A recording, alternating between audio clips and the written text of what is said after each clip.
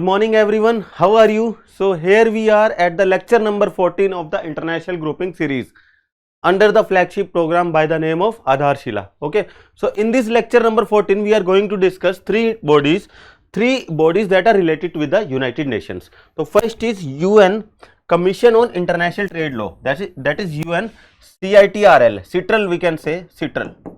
Okay, then we have Asia Pacific Institute for Broadcasting Development. Okay, it is in Kuala Lumpur, Malaysia. Then we have UN Central Emergency Response Fund. Okay, these are not much important bodies, do remember, but you must be knowing that these are UN bodies and the mandate for which these are working. If UPSC makes a certain kind of paper, that is an unconventional paper, so UPSC can certainly ask about the presence of Asia Pacific Institute for Broadcasting Development or UN Central Emergency Response Fund. Okay, so moving on to the next point, now we have UN CITRL, that is CITRL, Commission on International Trade Law. What it has been doing, it has been making rules. The mandate of this body is to make rules regarding international trade.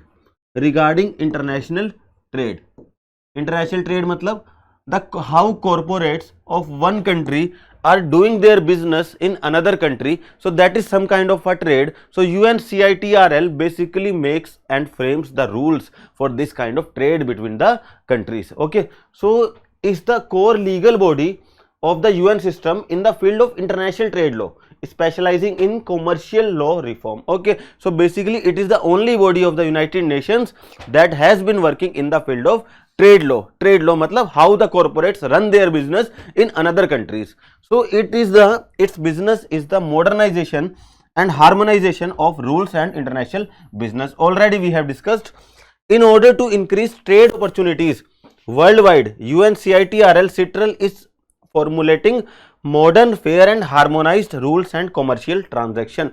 This is the mandate. You don't need to remember much, but एक याद रखना statement कि which body of the United Nations is responsible for international trade law. So the answer will be CITRL, UN CITRL, Commission on International Trade Law. इसके definition में भी ये लिखा है trade law, इसके full form में भी. So you don't need to remember much. So it was founded in 1966. Headquarter as usual New York, and India is a member of this organization. Moving on to the next point, now we have Asia Pacific Institute for Broadcasting Development. Broadcasting matlab it is a way of communication. It is a way of communication.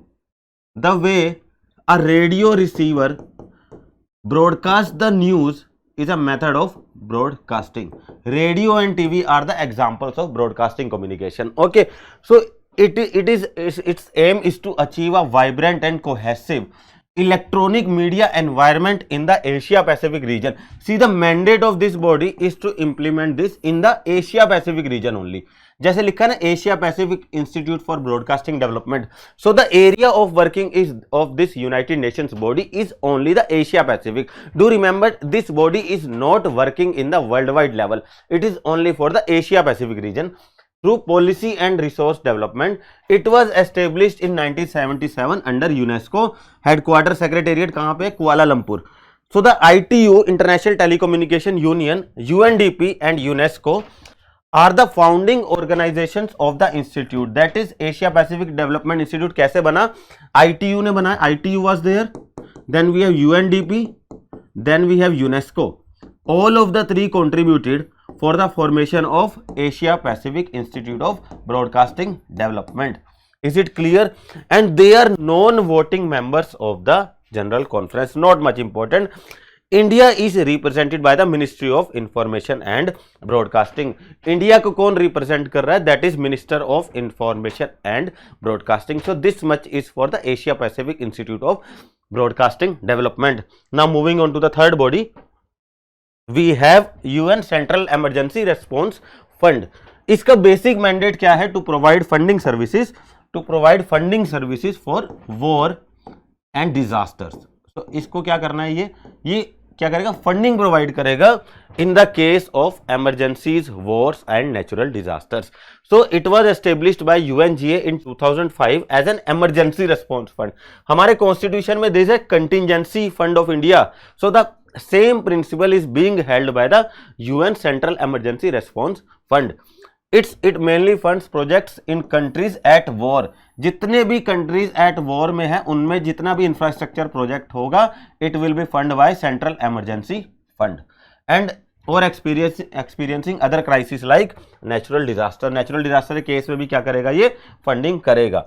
It receives broad support from the United Nations member states, observer, regional governments, international organizations, private sector और individuals. तो याद रखना कि central emergency response fund में जो funding है everyone can do, everyone. Either it is a private organization, either it is an individual, either it is a government, NGO, anything can fund for the working of the UN Central Emergency Response Fund.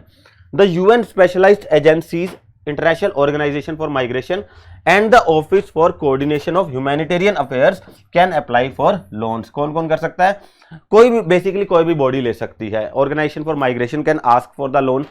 Even Office of Coordination of Humanitarian Affairs can apply for the loans. It is not a big deal, and UPSC will not ask what kind of bodies can take loans from the Central Emergency Response Fund. You just need to remember the mandate of this body, that is to fund projects in countries which are at war or there is some kind of natural disaster in that country. So moving on to the next point, I think this is the last slide of the lecture.